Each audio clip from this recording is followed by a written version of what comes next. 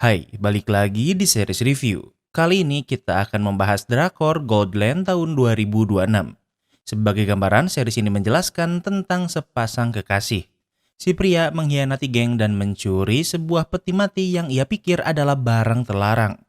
Namun ternyata peti itu berisi 1 ton emas batang. Kini si wanita harus bertahan melawan kejaran gangster yang dicuri kekasihnya. Apa ia berhasil bertahan? Tanpa berlama-lama, mari kita bahas. Di awal series ini, kita akan melihat perempuan bernama Kim Hee-ju yang sedang tidur. Ia terbangun karena ada yang membunyikan bel. Ternyata ia pemilik apartemen yang menagih uang sewa. Hee-ju tinggal bersama kekasihnya yang seorang pilot, namun sekarang ia sedang keluar negeri. Hee-ju telat membayar selama 3 bulan, namun tak ada yang bisa ia lakukan. Hee-ju menelepon kekasihnya, namun tak diangkat. Ia mengirim pesan karena seharusnya ia pulang hari ini sehingga ingin memastikannya. Kemudian Hee-ju ke toko roti namun kartu kreditnya ditolak. Kemudian ia memeriksa ATM dan ternyata kartu debitnya kosong. Hee-ju bekerja di bandara sebagai bagian pemeriksaan bea cukai. Seharusnya ia bisa bertemu kekasihnya di sini sekarang, namun Hee-ju tak bisa melihatnya. Kemudian Hee-ju bekerja memeriksa barang yang masuk seperti biasa. 속초에 새로 클럽 생겼대. 난 집에 일이 좀 있어서. Setelah selesai bekerja, teman Hee-ju mengajaknya bermain bersama di akhir pekan, namun Hee-ju menolaknya. Hee-ju memiliki atasan bernama Eugene yang sangat baik pada bawahannya. Sebelum pulang, Eugene ingin bicara berdua dengan Hee-ju. Eugene memberitahu kalau hari ini ada seorang pria yang mencarinya mengaku sebagai pamannya. Pria ini menunjukkan foto lama Hee-ju sehingga ia pikir pria ini tak berbohong. Namun Eugene menghormati keputusan Hee-ju yang tidak memberitahu pamannya ia bekerja di sini karena pastinya ia memiliki alasan sendiri. Hee-ju berkata kalau pria itu bukan pamannya dan jika ia datang lagi jangan pernah memberitahunya ia di sini. Di malam hari kita akan melihat seorang pria bernama Lee Do-kyung dan ia adalah kekasih Hee-ju. Saat ini ia sedang di Bangkok. Ia dicegat oleh geng Korea yang sedang bertugas di sini. Ternyata Do-kyung memiliki hutang pada geng dan itulah kenapa saat ini ia dan Hee-ju sedang kesulitan secara finansial. Ada hal yang ingin geng Do-kyung lakukan untuk melunasi hutangnya. Tak lama kemudian Do-kyung menelepon Hee-ju. Do-kyung memberitahu kalau saat ini ia masih di Bangkok. 지금 당장 집에서 나가 유주야. 왜? 시간 없어 빨리. Ia meminta Hee-ju untuk pergi dari rumah sekarang juga. Hee-ju bingung kenapa, namun Do-kyung tidak memiliki waktu untuk menjelaskannya. Hee-ju menurut sehingga ia membawa barang-barang yang ia butuhkan. Seperti perkataan Do-kyung, ada anggota gangster yang membobol rumah.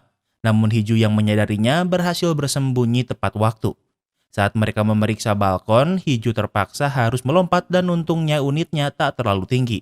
Setelah kondisinya aman, Hee-ju menelepon Do-kyung dan bertanya ada apa sebenarnya. Do-kyung berkata kalau semuanya baik-baik saja namun Hee-ju tahu kalau itu bohong. Kartu kredit mereka dibekukan dan mereka juga sudah menunggak sewa selama 3 bulan. Ternyata Do-kyung memiliki kecanduan judi. Ia meminjam uang dari rentenir dan itulah kenapa saat ini mereka dalam masalah. Hee-ju punya sedikit tabungan dan ingin membantu. Do-kyung menolaknya karena ia baru melunasinya. Seharusnya Do-kyung pulang hari ini namun untuk melunasi hutang ada hal yang harus ia lakukan lebih dulu. Do-kyung diminta ke Kamboja untuk membawa mayat ke Korea. Namun karena Hee-ju bekerja di bagian pemeriksaan, ia meminta apa Hee-ju bisa menangani peti mati itu. Besok Hee-ju libur namun Do-kyung memaksa karena ia harus memastikan kalau peti itu bisa masuk ke Korea tanpa masalah. Hee-ju bertanya apa isi peti itu namun Do-kyung tak bisa memberitahunya. Keesokan harinya, Hee-ju si bucin bertukar shift dengan rekannya sehingga hari ini ia bekerja. Awalnya pekerjaannya berjalan seperti biasa. Kemudian sebuah peti mati mewah dibawa seperti perkataan Do-kyung.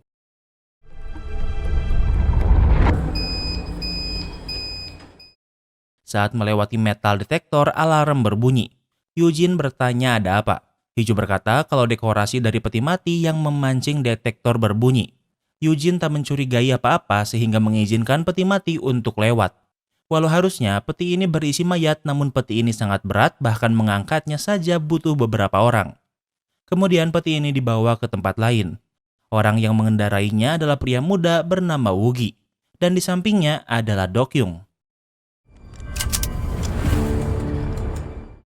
Saat di tengah perjalanan, Do-kyung menodong Woogi memaksanya untuk keluar jalur.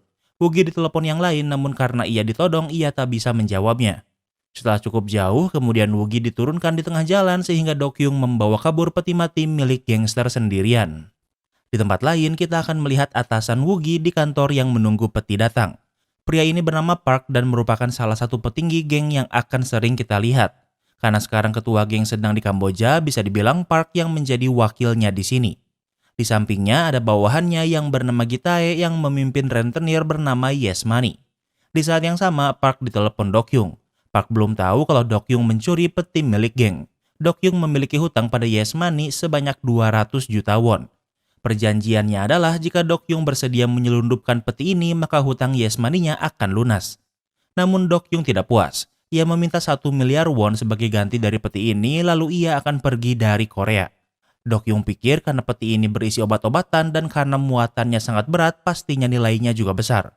Park menyetujuinya, namun ia butuh waktu untuk menyiapkan uangnya. Dokyung memberi waktu hingga tengah malam. Kemudian Park menelepon seorang detektif senior bernama Kim Jinman. Park meminta Jinman untuk melacak ponsel Dokyung. Ini bukan hal mudah karena butuh perjanjian level tinggi. Namun saat berkata kalau ini adalah perintah pimpinan geng, Jinman langsung menurut. Waktu berlalu, di malam hari, Hiju ditelepon Dokyung. Hiju diminta datang ke sebuah tempat yang sepi sendirian. Hiju si bucin menurut dan pergi sesuai instruksi. Di salah satu gudang, ia melihat Dokyung di dalam mobil. Hiju meninggalkan ponselnya dan Dokyung memberinya ponsel baru. Dokyung memberitahu kalau ia akan bertemu seseorang sekarang yang akan memberinya uang. Uang ini cukup untuk mereka memulai hidup baru di tempat lain dengan tenang. Yang perlu Hiju lakukan adalah menunggu di sini. Kemudian Dokyung akan menelepon, lalu Hiju hanya perlu mengantar mobil ini ke tempat yang ditentukan. Jika sampai tengah malam Dokyung tak menelepon, maka Hiju harus kabur membawa mobil ini. Hiju ingin tahu apa yang sebenarnya terjadi, namun Dokyung akan memberitahunya setelah semuanya selesai. Hiju si bucin mempercayai Dokyung dan akan melakukan apapun yang Dokyung minta. Kemudian Dokyung menjauh ke pinggir jalan.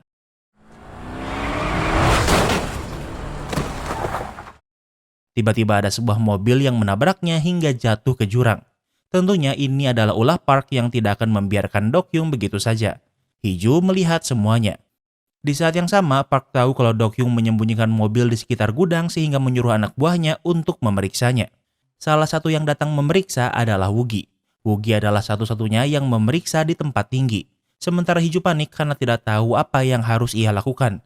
Di saat yang sama, Hiju menerima telepon dari Dokyung yang memintanya melarikan diri. Di saat yang sama, Wugi memasuki gudang. Ia menjadi orang pertama yang menemukan mobil. Hiju bersembunyi sehingga Wugi tidak melihatnya. Namun karena pintunya dikunci, Wugi belum bisa masuk. Wugi memberitahu bosnya sehingga Park memeriksa Dokyung karena mungkin kuncinya ada di sini.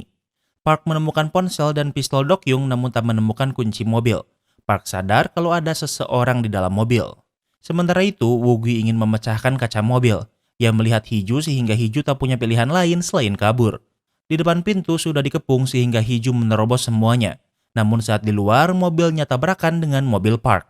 Hiju tak bisa berhenti sehingga ia terus maju. Park tak menyerah sehingga ia melompat ke atas mobil. Walau atasan, Park ini kerjanya bukan cuma nyuruh-nyuruh doang. Ia melihat Hiju di dalam mobil namun pada akhirnya ia terjatuh dan Hiju berhasil kabur. Semua ini terjadi begitu cepat sehingga Hiju tak tahu apa yang harus ia lakukan. Di saat yang sama, Hiju menerima telepon dari Park yang memegang ponsel Dokyung. Park berkata jika Hiju mengembalikan mobil ini maka uang yang dijanjikan pada Dokyung akan dibayarkan pada Hiju. Hiju tak berkata apa-apa dan memilih membuang ponselnya. Waktu berlalu, Hiju berhenti sejenak dan berpikir apa yang harus ia lakukan. Ia memutuskan untuk pergi ke kampung halamannya di Jongsan. Kota ini adalah kota pertambangan. Hiju pergi ke sebuah tambang yang sudah terbengkalai. Saat kecil, Hiju sering bermain di sekitar tambang. Suatu hari anjingnya kabur ke dalam tambang sehingga Hiju mencarinya. Temannya takut masuk ke tambang sehingga Hiju masuk sendirian. Karena gelap, Hiju terjatuh ke dalam lubang yang cukup dalam. Ia tak bisa keluar dan sangat ketakutan. Waktu berlalu, di malam hari barulah ibunya menemukannya. Hiju tidak merasakan kasih sayang dari ibunya karena ibunya memandang Hiju sebagai pembawa sial. Hiju hanya tinggal bersama ibunya. Ia bahkan terlambat masuk sekolah karena ibunya tak punya uang dan tak begitu memikirkannya. Pada akhirnya ibunya menikah dengan pria pemilik toko pegadaian untuk melunasi hutang judinya. Selama bertahun-tahun hingga SMA, Hiju tinggal di toko pegadaian.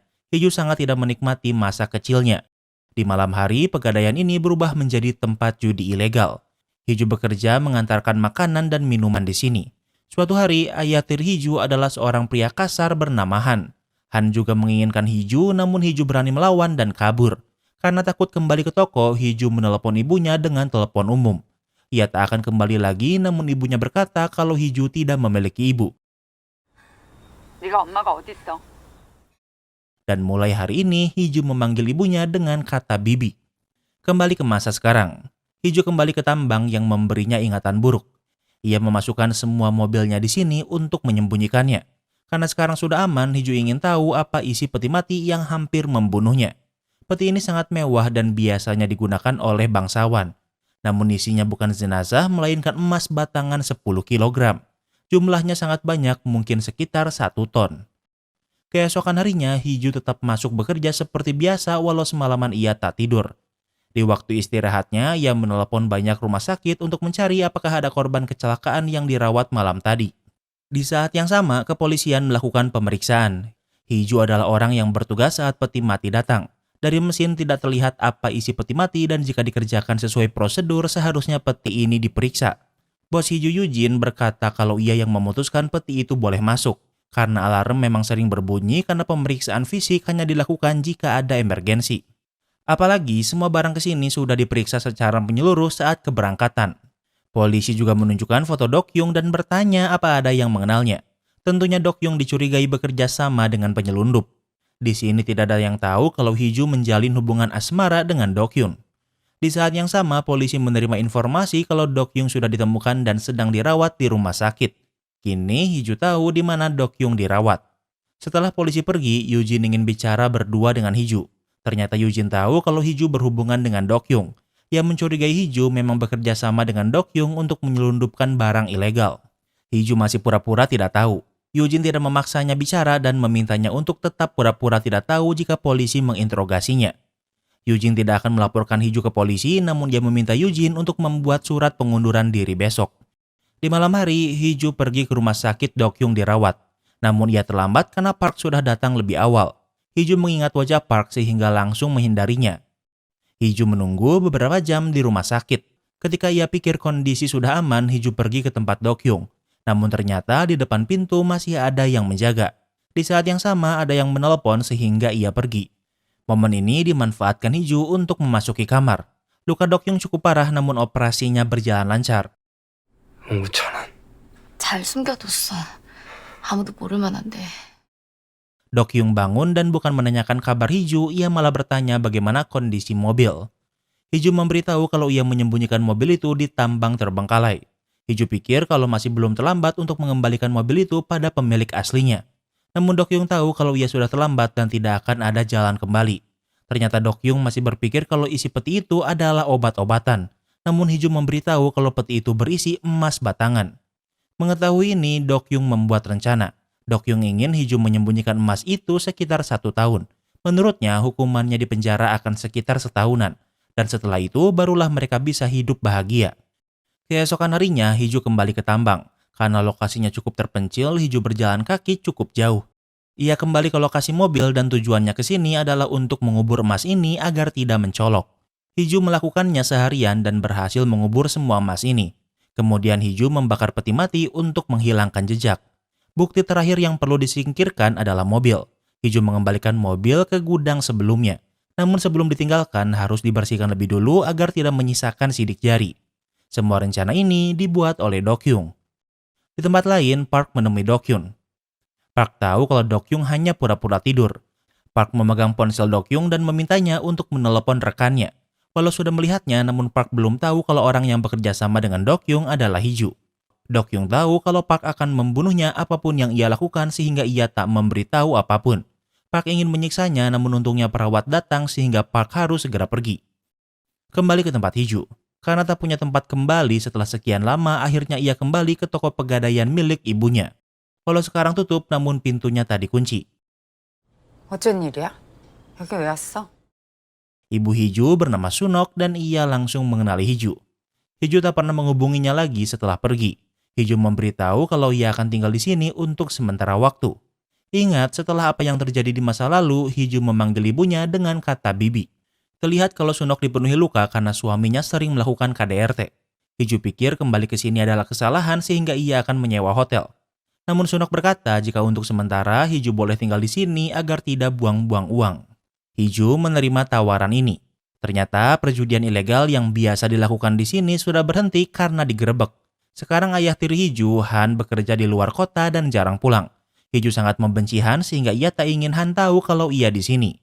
Tentu Hiju tidak memberitahu Sunok kalau ia memiliki 1 ton emas. Hiju membawa 1 batang emas karena tentunya ia butuh uang untuk kehidupan sehari-harinya. Masalahnya adalah bagaimana menjual emas batangan 10 kilo. Keesokan harinya, mobil yang Hiju kembalikan sudah ditemukan polisi. Namun karena Hiju sudah membersihkan jejak sehingga tak banyak yang polisi temukan. Park langsung diberitahu tentang update ini. Mobilnya ditemukan namun tidak dengan petinya. Park tahu kalau Dokyung memiliki rekan namun mereka tidak tahu siapa. Park memanggil Woogie karena ingat Woogie adalah orang yang Dokyung todong saat keluar dari bandara. Saat ini Park sedang mencari tahu apakah ada pengkhianat di antara mereka. Woogie adalah orang yang paling mencurigakan namun ia membantahnya. Apalagi orang pertama yang menemukan mobil di gudang adalah Woogie sehingga Park semakin curiga. Woogie melihat rekan Dokyung namun karena tempat itu gelap ia tidak bisa mengingatnya. Namun walau begitu Park masih marah. Ia mengancam Woogie akan memotong telinganya jika ia tak mengaku. Namun Woogie benar-benar tidak bekerja sama dengan Dokyun. Park hanya melukai sedikit telinga Woogie karena sekarang ia percaya kalau Woogie memang bukan pengkhianat. Setelah Woogie pergi, kini tinggal Park dan Gitae di dalam. 이두경하고 한패가 있는 건 맞아. 그놈이 관을 빼돌린 것도 맞고. Park berkata kalau Dokyung memang memiliki rekan dan ia hanya memastikan kalau tidak ada pengkhianat di antara mereka. Namun hilangnya peti ini bukan satu-satunya masalah Park. Ingat, Park hanyalah pimpinan sementara geng. Sementara pimpinan sebenarnya sedang di Kamboja dan Park belum memberitahu kalau peti mati itu hilang. Itulah kenapa saat ini Park sedang sangat stres. Waktu berlalu, Woogie pergi ke toko pegadaian Sunok. Ia ke sini karena sedang mencari Hiju. Ternyata Woogie dan Hiju dulunya adalah teman saat masih kecil. Namun Sunok berkata kalau Hiju tidak ada di sini. Sementara itu, Hiju pergi ke sebuah toko emas. Ia bertanya jika ia punya emas 10 kilo apa ia bisa menjualnya di sini.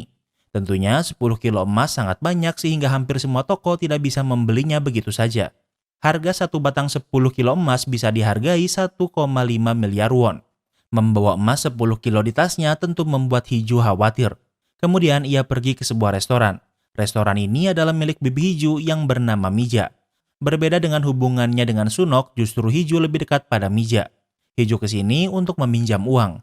Awalnya Mija ingin membantunya, namun karena Hiju meminta 50 juta won, tentunya Mija tak punya uang sebanyak itu. Mija pikir Hiju butuh uang ini untuk mengobati pengobatan kanker Sunok. Mendengar ini, Hiju kaget karena ternyata ibunya memiliki kanker dan tak memberitahunya. Mija sudah menyuruh Sunok ke rumah sakit, namun ia selalu menolaknya. Di malam hari, Hiju masih tak menyerah mencari cara untuk menjual emas. 희준아? 맞네.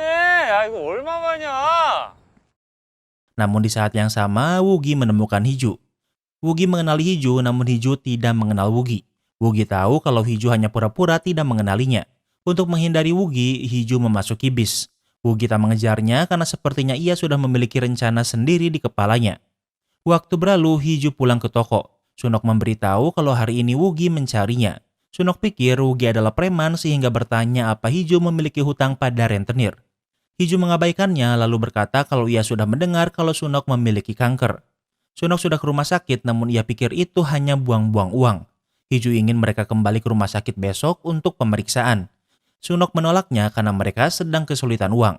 Hidup 2 tahun lagi dan mati sekarang tidak ada bedanya bagi Sunok. Malam ini Sunok pergi sehingga Hiju akan sendirian di toko. Waktu berlalu, Woogie kembali ke toko sambil membawa golok. Hiju terbangun karena mendengar pintu dibuka. 누구야? 씨발 깜짝이야. Woogie memeriksa seluruh toko namun Hiju sudah menunggu dan menodongnya dengan pistol. Hiju meminta Woogie untuk pergi namun Woogie tidak takut. Woogie tahu kalau orang yang bekerja sama dengan Dokyun adalah Hiju.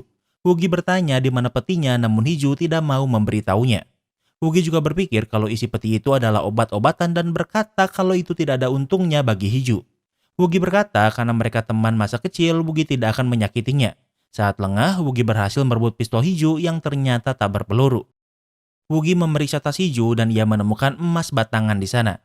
Kini ia sadar kalau isi peti itu bukan obat-obatan melainkan emas batangan. Hiju meraih sebuah stick golf dan mengancam Woogie. Woogie berkata kalau ia hanya ingin bicara namun Hiju tak percaya.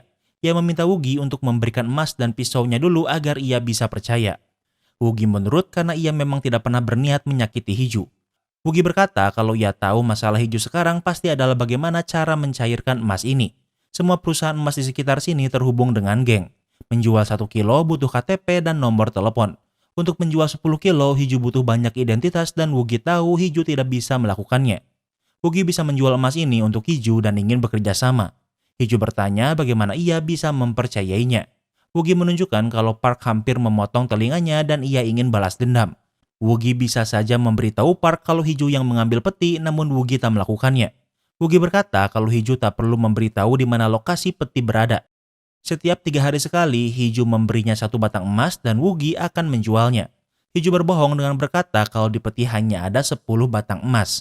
Woogie ingin penjualan emas ini dibagi 2, namun Hiju ingin Dokyung juga dihitung sehingga emas ini akan dibagi 3.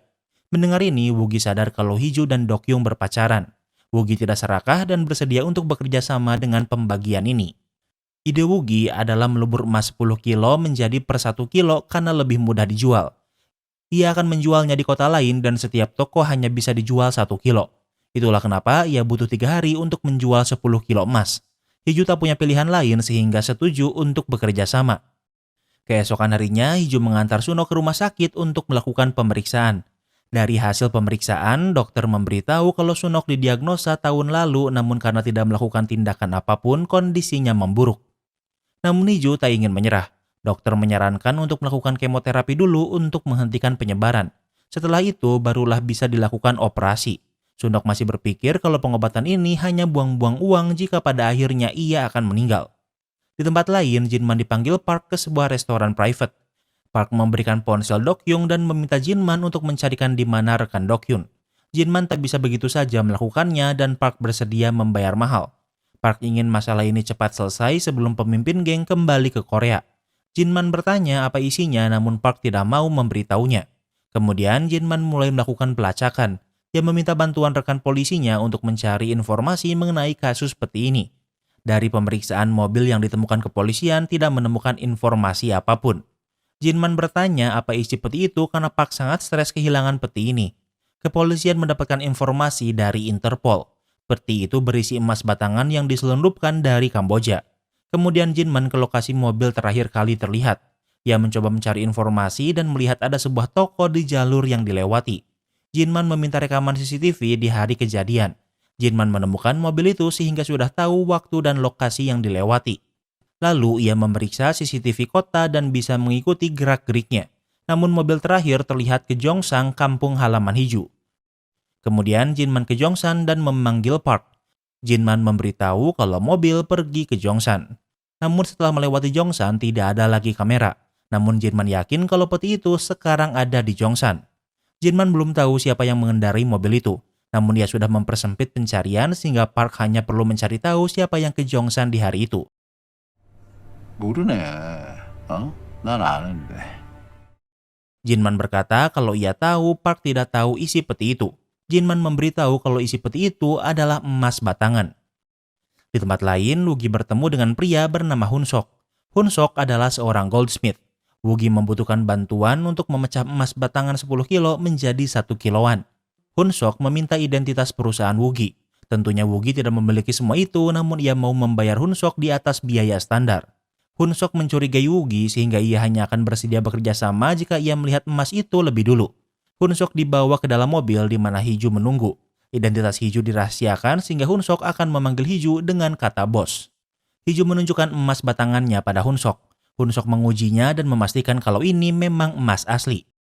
내일 밤에 다시 오세요. 제가 작업해 놓을게요. 아니요. Hunsok akan mengerjakannya sendiri dan meminta mereka kembali besok namun Hiju tidak mempercayainya. Hiju ingin memantau semua prosesnya.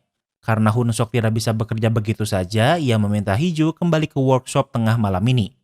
Waktu berlalu di tengah malam Hiju dan Woogie ke workshop Hunsok. Hunsok memang bekerja di sebuah goldsmith sehingga tempat ini bukanlah miliknya. Namun karena sekarang toko tutup, mereka bisa menggunakannya. Hunsok akan bekerja semalaman dan di pagi hari semuanya akan selesai.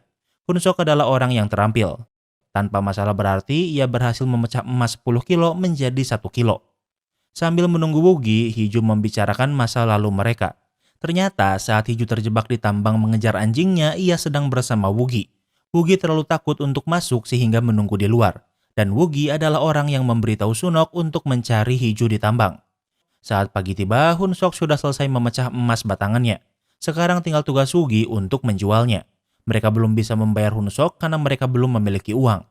Hunsok tidak mempercayai Woogie sehingga Hiju memberinya 1 kilo batang emas pada Hunsok untuk ia pegang sebagai jaminan. Keesokan harinya, tak ada yang bisa Hiju lakukan selain menunggu Woogie menjual emas mereka. Sunok khawatir karena semalaman Hiju tak pulang dan malah bergaul dengan Woogie. 얼만데? 나 빚 없어. Sunok ingin melunasi hutang Hiju, namun Hiju tidak punya hutang.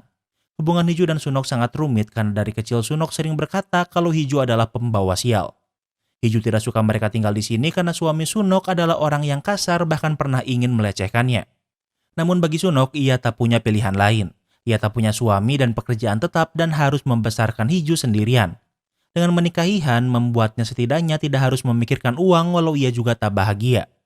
Di saat yang sama, Han baru pulang dari luar kota. Han tidak tahu kalau Hiju tinggal di sini sehingga Sunok meminta Hiju untuk bersembunyi. Han datang dengan mood yang buruk. Han mendengar kalau Sunok menjual barang tanpa memberitahunya. Kemudian Han memeriksa buku penjualan dan Sunok tidak mencatatnya. Artinya ini sama saja dengan Sunok mencuri uang dari Han. Han adalah pria sampah yang melakukan KDRT saat moodnya baik apalagi saat moodnya buruk. Han sudah muak dan langsung mengancam akan membunuh Sunok. Namun Hiju datang tepat waktu lalu memukul kepala Han dengan stick golf hingga pingsan. Hiju ingin terus memukulinya namun Sunok menghentikannya. Sunok meminta Hiju pergi secepatnya agar ia tak dalam masalah.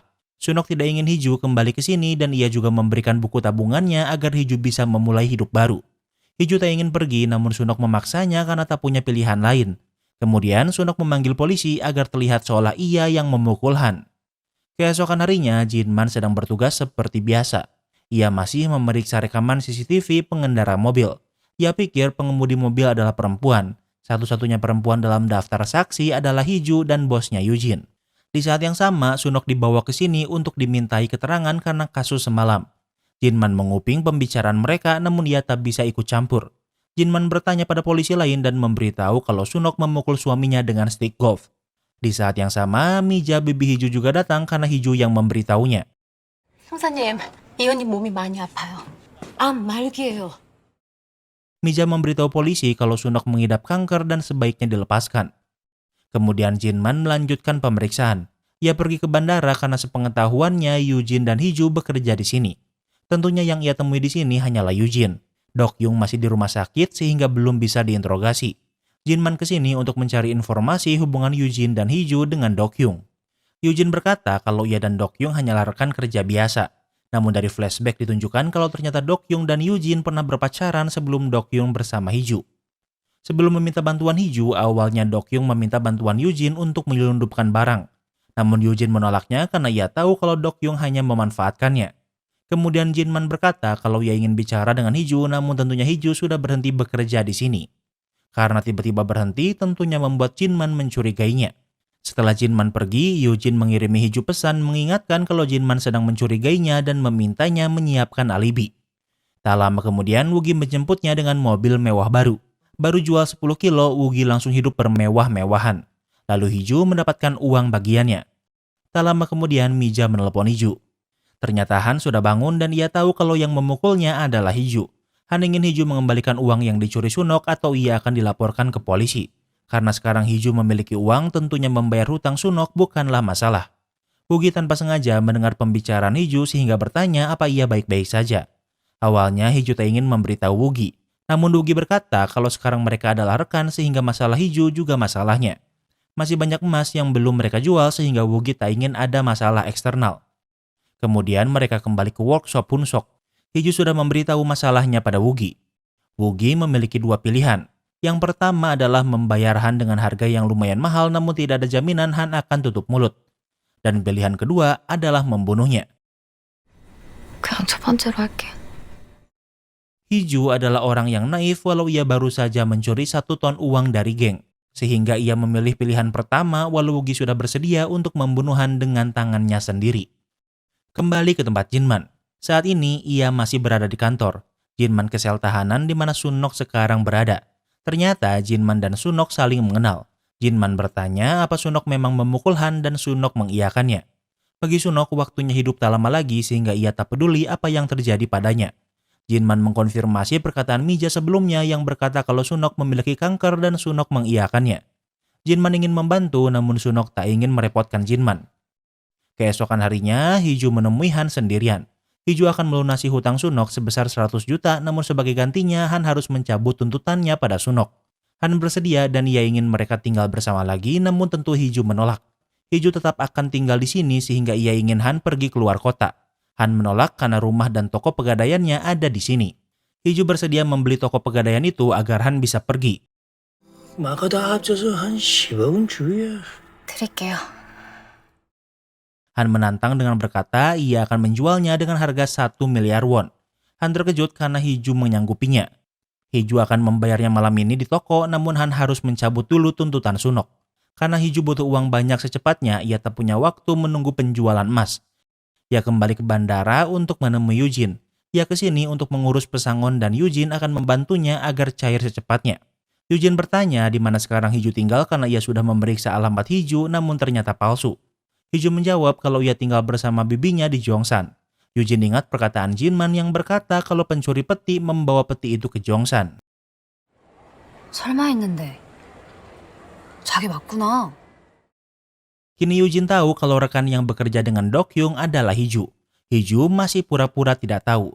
Namun Yujin mengingatkan jika Jinman menemuinya jangan beritahu Jinman kalau Hiju tinggal di Jongsan. Karena kepolisian sudah tahu kalau peti itu dibawa ke Jongsan. Yujin pikir Hiju terlalu bucin pada Dokyung. Yujin memberitahu kalau ia dan Dokyung pernah berpacaran dan Dokyung selalu memintanya membantu menyelundupkan barang-barang di bea cukai. Bahkan sebelum meminta bantuan Hiju, Dokyung lebih dulu meminta bantuan Yujin namun Yujin menolaknya. Menurut Yujin, Hiju terlalu dibutakan cinta sehingga membantu Dokyung seperti orang bodoh. Yujin juga memberitahu kalau Dokyung memiliki kekasih di setiap negara tempatnya bekerja. Hiju bertanya kenapa Yujin memberitahunya semua ini. Yujin menjelaskan kalau mereka berdua adalah tersangka.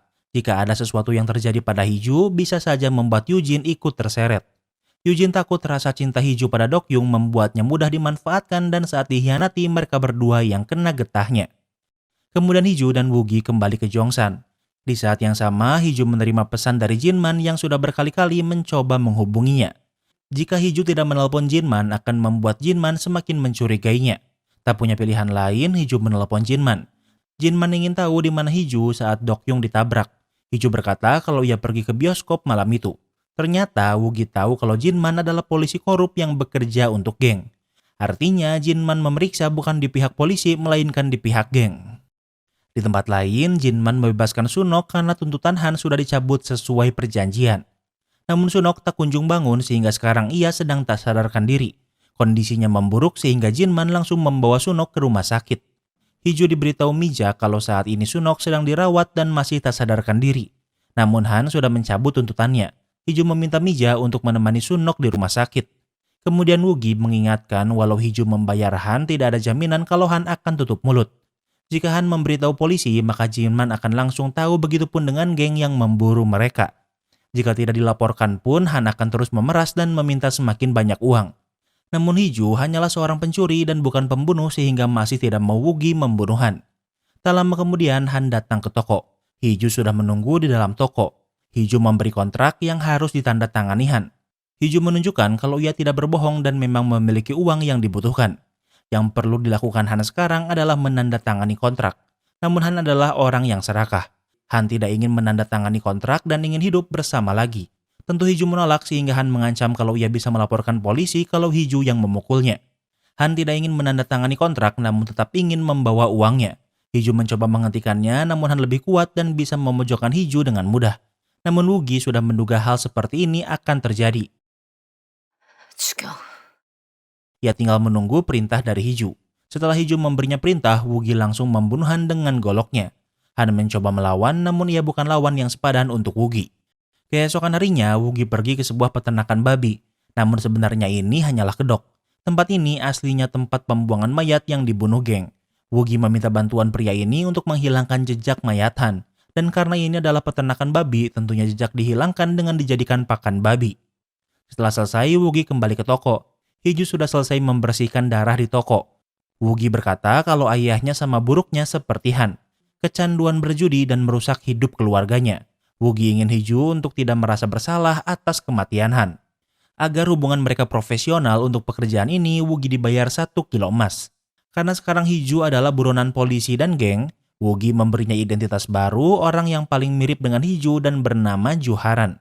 Karena mereka akan memiliki banyak uang, Hiju harus membuat rekening bank baru atas nama Juharan dan menggunakannya. Kemudian Hiju pergi ke sebuah toko mobil bekas. Pemilik toko adalah pria bernama Donggu. Hiju tak butuh mobil yang mencolok sehingga pembelian mobil berjalan lancar. Karena Hiju berkata kalau ia punya toko pegadaian, Donggu bertanya toko mana karena ia tahu semua toko pegadaian di Jongsan. Hiju menjawab kalau dulunya itu milik saudaranya namun sekarang ia yang mengambil alih. Hiju bertanya kemana biasanya mobil-mobil ini dijual. Donggu menjawab biasanya ke luar negeri. Ternyata toko ini juga merupakan toko pegadaian. Mobil-mobil yang dijual biasanya adalah jaminan orang-orang yang gagal bayar. Hiju bertanya apa Donggu memiliki peluru yang sesuai untuk pistol yang ia temukan di tokonya. Donggu menjadi defensif karena berurusan dengan senjata api adalah kejahatan keras di Korea. Namun jiwa bisnismen Donggu merasa kalau Hiju bisa menjadi rekan bisnis yang baik. Donggu memberi peluru yang sesuai secara cuma-cuma bahkan mengajarinya cara menggunakan pistol. Tentunya Hiju tidak memberitahu nama aslinya dan menggunakan identitas Juharan. 대신에 앞으로 거래는 나하고만 하는 걸로 합시다. Di malam hari, Hiju mengunjungi Sunok yang masih di rumah sakit. Sunok marah karena Hiju tidak kabur keluar kota. Hiju menenangkan Sunok kalau Han bukan lagi masalah bagi mereka.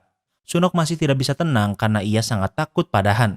Namun Hiju meyakinkannya kalau Han tidak akan muncul lagi di kehidupan mereka. Sementara itu di Kamboja, kita akan melihat ketua geng sebenarnya yang bernama An. Saat ini ia tidak bisa kembali ke Korea karena ada yang harus ia selesaikan di sini. Ia sudah mendengar kalau peti mati emasnya hilang namun ia memberi tanggung jawab sepenuhnya pada Park. Park berjanji kalau ia bisa menemukan peti itu sebentar lagi. Masalahnya saat ini Dokyung sedang di rumah sakit sehingga ia tidak bisa berbuat banyak. Han berkata kalau Park terlalu lembek. Park harus menyerang keluarga atau kekasih Dokyung untuk mengancamnya. Han juga mengingatkan jika Park berhasil merebut peti itu jangan sampai membukanya. Kemudian Park bertemu dengan Jinman. Dari foto kamera pengawas tidak begitu jelas namun Jinman yakin kalau yang mengendarai mobil van adalah wanita. Wanita yang paling mencurigakan adalah bos Hiju yaitu Eugene. Ia bekerja di bandara dan alibinya saat pencurian mobil van juga terbukti berbohong. Jinman sudah memasang GPS tracker di mobil Eugene sehingga yang perlu mereka lakukan hanyalah menunggu sampai Eugene pergi ke Jongsan. Cepat atau lambat Eugene pasti ke Jongsan karena petinya disembunyikan di sana. Atau setidaknya itulah yang dipikirkan Jinman. Kemudian Park pergi ke rumah sakit. Saat ini di depan ruangannya sedang dijaga polisi. Namun karena polisi ini korup, ia memberi Park waktu 5 menit untuk menemui Dokyung. Park tak ingin membuang-buang waktu karena Dokyung tidak ingin berkata apa-apa. Park kesini untuk mengancam karena ia tahu kalau rekan Dokyung adalah wanita dan bekerja di bandara. Namun saat Park menyebut nama Eugene membuat Dokyung lega karena itu bukan Hiju. Park masih tidak ingin berbicara sehingga Park mengancam akan membunuh Eugene. Setelah Park pergi, Dokyung menelepon Eugene. Dokyung meminta Eugene mengambil cuti lalu pergi ke luar negeri karena sekarang nyawanya dalam bahaya. Eugene tahu kalau Dokyung tak bercanda sehingga ia ingin tahu apa isi peti itu. Eugene pikir dari hasil scan-nya menunjukkan itu adalah benda padat logam yang sepertinya emas. Dokyung tak menjawabnya sehingga Eugene tahu kalau tebakannya benar. Sementara itu, Hiju kembali ke toko. Ia melihat ada noda darah yang lupa ia bersihkan dan sudah mengering. Di saat yang sama, Eugene menelpon namun Hiju mengabaikannya. Eugene mengirim pesan jika Hiju tak menelpon maka ia akan melapor polisi kalau Hiju ada di Jongsan. Kemudian Hiju balik menelpon Eugene. Eugene berkata kalau ia akan ke Jongsan untuk membantu. Mendengar ini Hiju bingung apa yang diinginkan Eugene. Kemudian Hiju pergi ke sebuah klub karena Jongsan memanggilnya ke sini. Eugene berkata kalau Dokyung meminta bantuannya untuk menyelundupkan emas ke luar negeri. Mendengar kalau Eugene tahu kalau isi peti itu adalah emas membuat Hiju percaya kalau Dokyung yang memang menyuruhnya. Namun Eugene tidak tahu di mana lokasi peti itu sehingga Hiju sadar kalau Eugene berbohong. Eugene berkata hasilnya sama saja. Jika emas itu jatuh ke tangan Dokyung, ia akan langsung mengkhianati Hiju karena Dokyung adalah orang seperti itu. Bagi Hiju tidak ada bedanya karena Yujin juga menginginkan emas itu. Di tempat lain, Jinman yang sudah memasang GPS tracker sudah tahu kalau Yujin ke Jongsan. Kemudian ia memberitahu Park kalau sekarang Yujin sedang di sebuah klub. Park menyuruh anak buahnya untuk mencari Yujin dan menyebarkan foto Yujin. Karena Woogie juga bekerja di geng, ia juga menerima pesan ini. Woogie menelepon Hiju, namun Hiju tidak menyadarinya. Sementara itu, anak buah Park sudah sampai di klub sementara Jinman akan menunggu di luar. Kembali ke dalam, Hiju baru menerima pesan dari Woogie. Woogie mengirim foto Yujin dan bertanya bukannya ini adalah atasan Hiju di bandara. Kemudian Hiju menelepon Woogie di toilet. Woogie memberitahu kalau Yujin sedang di Jongsan di sebuah klub dan gengnya sedang mencari di sana. Hiju sadar kalau ia dalam bahaya sehingga ia mengajak Yujin keluar klub secepatnya.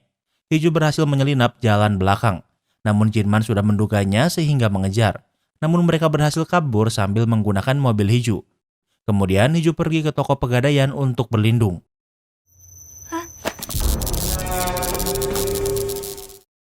Hiju ingin Yujin menunggu di sini, namun tiba-tiba Yujin menyerang dengan taser hingga pingsan. Kemudian Yujin memeriksa dashcam mobil Hiju. Dari sana terlihat kalau Hiju pergi ke sebuah pertambangan dan sekarang Yujin tahu kalau disinilah Hiju menyimpan emasnya. Sementara itu, di dalam toko, Hiju tersadar dengan keadaan terikat. Woogie meneleponnya dan dengan bersusah payah Hiju bisa mengangkatnya. Yang Woogie dengar hanyalah suara Hiju yang tidak jelas sehingga ia tahu kalau ada yang salah. Tak lama kemudian Yujin kembali. Yujin menunjukkan kalau ia tahu di mana lokasi emas itu berada. Yujin menghina Hiju kalau ia adalah orang yang naif dan sangat mudah dibohongi.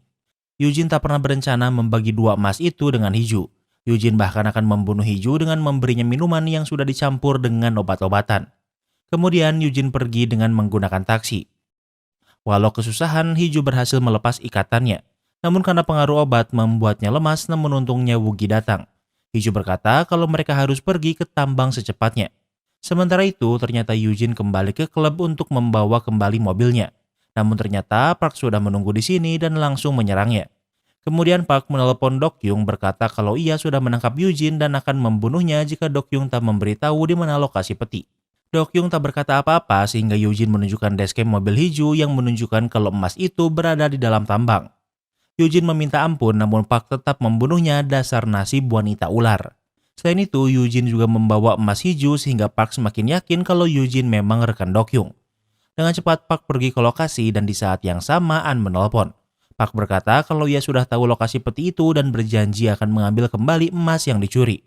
Ini adalah kesalahan karena An tidak pernah memberitahu Park kalau isi peti itu adalah emas. An sadar kalau ada yang tidak beres sehingga ia akan kembali ke Korea besok. Di tempat lain, Hiju dan Woogie sudah datang ke lokasi. Hiju masih tak sadarkan diri, namun Woogie melihat ada bekas galian. Woogie menggalinya dan ia menemukan kalau selama ini Hiju berbohong dengan berkata kalau ia hanya punya 10 batang emas.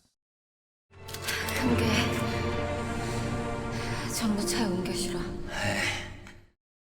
Namun ternyata Hiju hanya pura-pura pingsan dan menodong Woogie.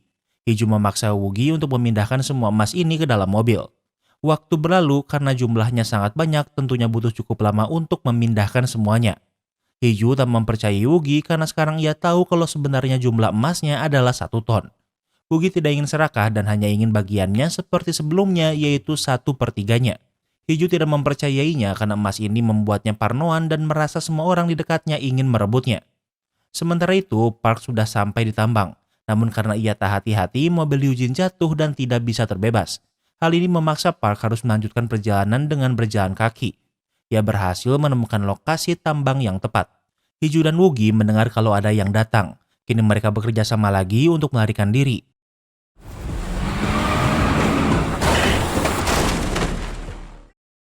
Woogie melihat kalau yang datang adalah Park sehingga ia langsung menabraknya hingga pingsan.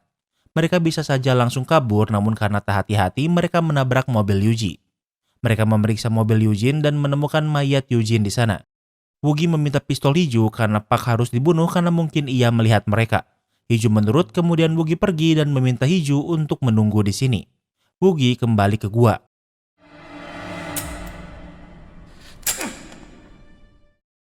Saat akan menembak, ternyata Woogie tidak tahu kalau sistem safety-nya masih on. Hal ini dimanfaatkan Park untuk melawan. Terjadi perkelahian dan Park berhasil mendominasi. Namun karena di sini gelap dan Woogie memakai masker, Park tidak bisa melihat wajahnya. Akhirnya Woogie menembak sehingga Park harus melarikan diri. Saat Park sampai di lokasi mobil Eugene, ia juga menemukan mobil Hiju. Namun ia tidak bisa menemukan Hiju atau emas di mobil. Ternyata saat ini Hiju sedang bersembunyi di kolong mobil Eugene. Saat Park lengah, Hiju mencoba kembali ke mobil. Park melihatnya dan menghentikannya. Namun Hiju menyemprotkan pepper spray sehingga ia bisa kabur lagi. Di tempat lain, luka Dokyung sudah sembuh dan ia bisa lagi berjalan. Hiju mengancam dokter agar bertukar pakaian agar ia bisa menyelinap keluar rumah sakit. Dokyung lalu memberitahu Hiju kalau ia sudah bebas dari rumah sakit. Kembali ke tempat Hiju. Hiju menerima telepon dari Woogie yang berhasil menyelamatkan diri.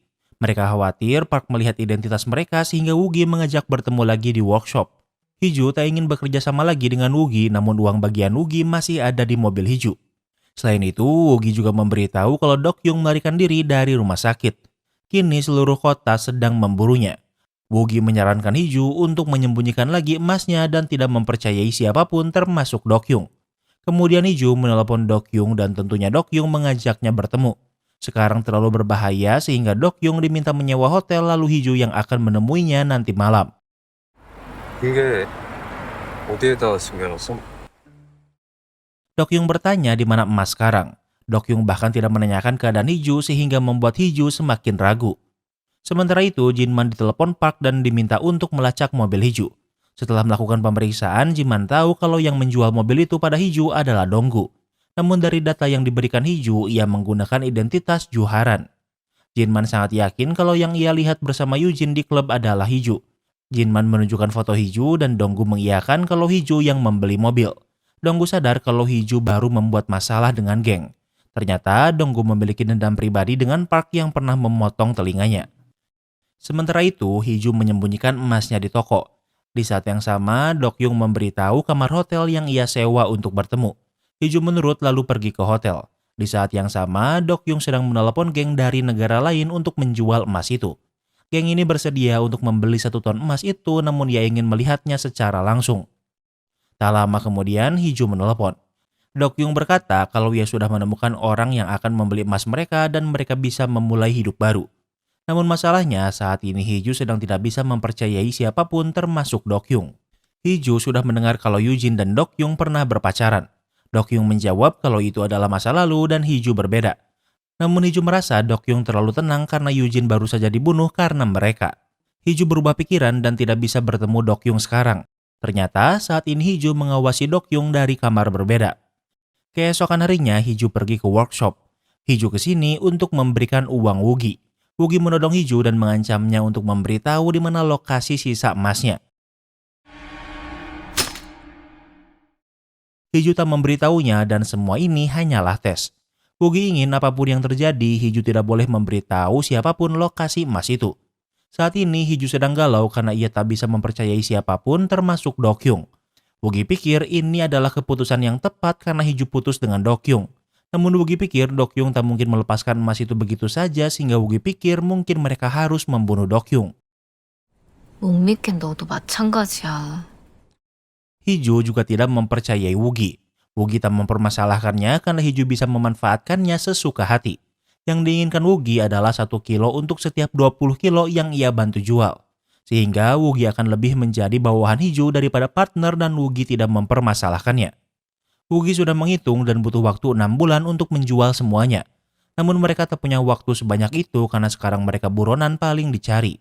Hiju khawatir kalau Eugene sudah memberitahu Park tentangnya. Woogie menjelaskan jika Park tahu Hiju maka ia akan pergi ke toko pegadaian dan bukan ke tambang.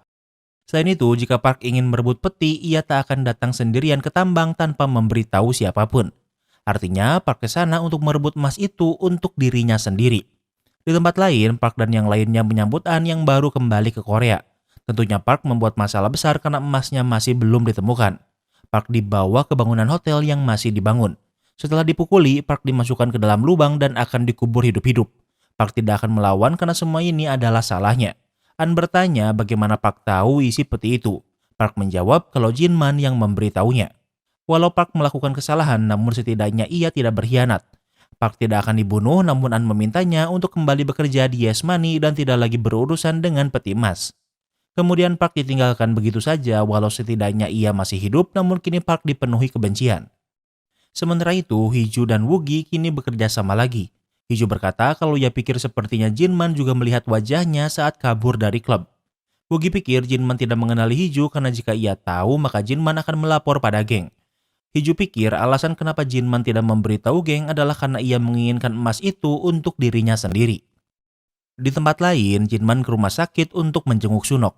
Resepsionis memberitahu kalau Sunok dipindahkan ke ruang VIP. Sunok meminta Mija untuk pergi sehingga kini Sunok dan Jinman berduaan. Dulunya mereka berteman baik namun sudah lama tak bertemu. Jinman bertanya siapa Juharan karena ia didaftarkan sebagai guardian Sunok. Jinman menunjukkan foto Hiju namun Sunok tidak berkata apa-apa. Ternyata saat Jinman di sini ia pernah melihat Hiju sekali. Sunok berkata kalau Juharan adalah keponakannya. Alasan utama Jinman ke sini adalah untuk memasang alat penyadap. Kembali ke tempat Hiju. Hiju menelepon Dokyung. Saat ini Hiju sedang galau karena ia tak pernah menginginkan semua ini karena yang ia inginkan adalah hidup dengan normal. Namun Hiju pikir sekarang semuanya sudah terlambat. Namun pada dasarnya Dokyung adalah orang yang mencuri emas ini. Sehingga Hiju ingin membagi dua emas ini. Saat Dokyung akan pergi ke luar negeri, Hiju akan menyiapkan bagiannya dan setengahnya akan menjadi miliknya. Dokyung ingin mereka bicara langsung namun Hiju menolak. Keesokan harinya Hiju dan Woogie pergi. Woogie menguping saat Hiju berkata kalau ia akan memberi setengah emasnya pada Dokyung. Woogie pikir ini ide buruk namun pada awalnya Dokyung yang mencurinya sehingga bisa dibilang ia memiliki hak. Woogie pikir setengah emasnya hilang sehingga Hiju berkata kalau bayaran Woogie akan menjadi 1 kilo per 10 kilo yang dijual. 넌 그거면 돼? 더 가질 생각 안 해봤어? Setidaknya Hiju tahu kalau Woogie tidak begitu serakah karena orang-orang di sekitarnya selalu menginginkan semua miliknya. Di malam hari, Dokyung Shimokondo pergi menyelinap ke toko pegadaian. Tentunya ia di sini untuk mencari emas batangan Hiju. Namun Hiju sudah menduganya sehingga menodongnya dengan pistol. Karena ketahuan, Dokyung berkata untuk pergi bersama dan mengambil semua uangnya. Hiju sudah memberi setengahnya, namun Dokyung pikir itu masih tidak cukup. Dokyung mengeluarkan skill bacotnya. Namun Hiju yang sekarang bukanlah wanita polos yang bisa dimanfaatkan. Hiju mengusir Dokyung dan ia pergi tanpa membuat masalah. Di tempat lain, Jinman menemui An. Jinman sudah bekerja untuk An untuk waktu yang lama. Jinman sudah tahu kalau yang memiliki emas sekarang adalah Hiju, namun ia tak memberitahu An. Jinman ingin membuat perjanjian. Jika ia berhasil menemukan emas itu, ia ingin diberi hadiah 1 batang emas. Jinman bukanlah orang yang serakah. Ia merasa 1 batang sudah cukup untuknya hidup enak di sisa hidupnya. An setuju dan memberinya waktu 1 minggu untuk melakukannya. Di malam hari, Jinman bertemu dengan rekan polisinya di toko Donggu. Ia ditugaskan untuk mencari mobil yang dipakai Hiju oleh Park namun ia tidak bisa menemukannya. Jinman menyarankan untuk memberitahu Park kalau mobil itu dibeli dari Donggu. Kemudian polisi itu menurut dan memberitahu itu pada Park. Dan ingat kalau Donggu dan Park memiliki masalah pribadi di masa lalu. Keesokan harinya, Woogie secara resmi mengundurkan diri dari geng dengan alasan akan membantu pamannya berkebun. Gitae, bos Woogie, menganggap Woogie salah satu bawahan terbaiknya sehingga menolak pengunduran diri ini. Namun Woogie bersikeras kalau ia mau berhenti. Di saat yang sama, Park datang dan Woogie akan pergi. Park bertemu Woogie namun ia tak mengingatnya yang artinya Park memang tak mengenalinya saat ditambang. Park memberitahu Gitae kalau ia tahu lokasi peti itu. Sementara itu, Jinman menghubungi An. Ternyata 10 tahun yang lalu, Donggu adalah anggota geng. Jinman pikir kalau Donggu adalah dalang di balik pencurian peti. An mengirim anak buahnya untuk menyerbu toko Donggu. Di tempat lain, Woogie dan Hiju ke toko Donggu. Ingat, Donggu pandai menyelundupkan barang keluar sehingga Hiju ke sini untuk menyelundupkan Dokyung ke luar negeri. Woogie akan menunggu di luar sementara Hiju masuk sendirian. Karena Jinman di sini semalaman, ia sadar saat Hiju datang namun ia tak melakukan apapun. Donggu berkata akan ada kapal yang keluar negeri dalam 2 hari. Yang dibutuhkan Hiju adalah untuk 1 orang dan 1 mobil. Donggu bisa melakukannya namun harganya tidak murah. Hiju menunjukkan 1 kilo emas menunjukkan kalau ia tidak memiliki masalah finansial. Di saat yang sama, Park dan Gitae datang. Woogie menyadarinya sehingga ia langsung memberitahu Hiju. Hiju tak bisa keluar sehingga Donggu membantunya bersembunyi di dalam lemari. Tanpa berkata apa-apa, Park langsung mengancam akan memotong telinga Donggu jika tak memberitahu di mana peti yang ia curi. Tentunya Donggu tak berkata apa-apa karena ia memang tidak tahu apa-apa. Di saat yang sama, orang suruhan An datang untuk menggeledah toko Donggu. Orang paling bermasalah di sini adalah Park karena ia sudah diperintah untuk tidak berurusan dengan peti lagi. Semua ini adalah rencana Jinman untuk mengadu domba Park dan geng. Donggu berkata kalau ia tidak tahu apa-apa tentang peti yang dicuri. Yang ia tahu hanyalah ia menjual sebuah mobil untuk orang bernama Juharan. Donggu menunjukkan kontraknya, namun Park merebutnya. Tangan kanan An meminta kontrak itu, namun Park sepertinya sudah muak. Park sudah resmi berkhianat sehingga ia bertarung melawan beberapa anak buah An sekaligus. Ia tidak menjadi petinggi secara kebetulan karena ia memang bisa bertarung. Tak hanya itu, Park juga membunuh tangan kanan An yang menggantikannya. Kini Park sudah tidak memiliki tempat di geng lagi sehingga ia melarikan diri. Orang-orang panik mengejar Park sementara Jinman masuk berkata kalau ia mencari Juharan. Donggu bukan pengkhianat sehingga ia berkata kalau tidak ada Juharan di sini. Namun Jinman tidak bisa mengancamnya karena Gitae meminta bantuan membawa tangan kanan An ke rumah sakit. Setelah semua orang pergi, Donggu membebaskan Hiju. Donggu berkata kalau ia tak seperti orang-orang geng barusan dan ia juga tidak serakah. Yang diinginkan Donggu adalah hidup lama dan tenang. Donggu tak peduli dengan peti itu namun hanya menginginkan biaya transportasi. Sementara itu di rumah sakit, An sudah mengetahui kalau tangan kanannya dibunuh Park. Ia menyuruh semua anak buahnya untuk memburu Park sekarang juga. Di malam hari, Hiju ke toko pegadaian. Tentunya ia ke sini untuk mengambil emasnya. Di saat yang sama, Jinman sudah ada di depan toko. Jinman adalah detektif cerdas yang sudah sangat dekat dengan Hiju. Namun di saat yang sama, Sunok menelepon karena ada yang ingin dibicarakan. Di tempat lain, Park pergi ke Yasmani, tempat yang dipimpin Gitae. Gitae berkata kalau ia dalam masalah jika membiarkan Park di sini karena ia adalah buronan paling dicari. Satu-satunya petunjuk Park adalah kontrak pembelian mobil atas nama Juharan. Namun Park ingat kalau Juharan adalah nama orang yang memiliki hutan pada Yasmani dan menunggak. Park tahu kalau Juharan ini palsu karena yang asli sudah ia bunuh. Artinya Juharan palsu ini menggunakan identitas Juharan yang seharusnya ada di sini. Gitae memeriksanya dan benar saja ia tidak bisa menemukan KTP Juharan. Sekarang mereka tahu kalau ada pengkhianat di antara mereka. 사무실에 혼자서 저기 혼자 우기. Gitae pikir orang yang paling sendirian di kantor adalah Wugi. Apalagi belum lama ini Wugi mengundurkan diri secara tiba-tiba. Kini mereka tahu kalau Wugi adalah pengkhianat sehingga Gitae menyuruh anak buahnya untuk memburu Wugi. Park pikir kalau posisinya di geng sudah tidak ada. Ia mengajak Gitae untuk mengkhianati geng dan jika menemukan emas itu mereka akan membaginya. Sementara itu, Jinman ke rumah sakit sesuai permintaan Sunok. Karena efek kemoterapinya, rambut Sunok mulai rontok. Besok adalah hari operasi dan ia ingin melihat Jinman lagi karena mungkin ini akan menjadi yang terakhir kalinya. Sunok meminta Jinman untuk memandikannya. Seperti yang sudah kalian duga, kalau saat masih muda, Sunok dan Jinman menjalin hubungan asmara bahkan hampir menikah. Sunok sempat membenci Jinman untuk waktu yang lama karena ia menghilang begitu saja. Saat memandikan Sunok, Jinman melihat kalau tubuhnya dipenuhi luka. Jinman bisa membayangkan betapa mengerikannya hidup Sunok setelah menikahi Han. Setelah mandi, Jinman juga memotong rambut Sunok. Dan yang ingin Sunok beritahu Jinman adalah kalau Hiju adalah anak Jinman. Setelah Jinman tiba-tiba pergi, Sunok baru mengetahui kalau ia hamil. Jinman tidak mempercayainya. Sunok menjelaskan awalnya ia akan merahasiakannya sampai ia meninggal. Namun belakangan ini Hiju sedang dipenuhi masalah namun tidak ingin bercerita. Sunok meminta Jinman untuk melindungi Hiju, namun walau begitu Jinman masih tidak mempercayainya. Keesokan harinya, Hiju pergi ke sebuah tempat yang terbengkalai. Disinilah ia menyimpan mobil dengan emas yang ia sembunyikan. Ternyata ia menyembunyikannya di kompartemen bagasi mobil yang hampir Park temukan jika ia lebih teliti. Hiju mengirim pesan pada Dokyung untuk pergi ke pelabuhan besok. Di saat yang sama, Mija menelepon memberitahu kalau hari ini adalah hari operasi Sunok. Sampai malam tiba, Hiju tak kunjung datang ke rumah sakit dan membuat Mija khawatir. Mija memberitahu kalau operasi gagal dan Sunok hidup tinggal menghitung hari. Sebaiknya ia menghabiskan sisa hidupnya di rumah. Ternyata Hiju sudah berada di rumah sakit. Ingat sebelumnya Jinman memasang alat penyadap di kamar Sunok. Ia mendengar kalau Hiju sudah ada di kamar sehingga akan langsung menyergapnya. Jinman terus mendengarkan pembicaraan Hiju dan Sunok. Hiju tidak ingin menyerah namun Sunok berkata kalau ini memang sudah waktunya. Dari kecil, Sunok selalu berkata kalau Hiju adalah anak pembawa sial. Namun Hiju sadar kalau Sunok melakukannya karena begitulah hidup Sunok. Yang selama ini Sunok inginkan adalah agar hidup Hiju tak sama sepertinya.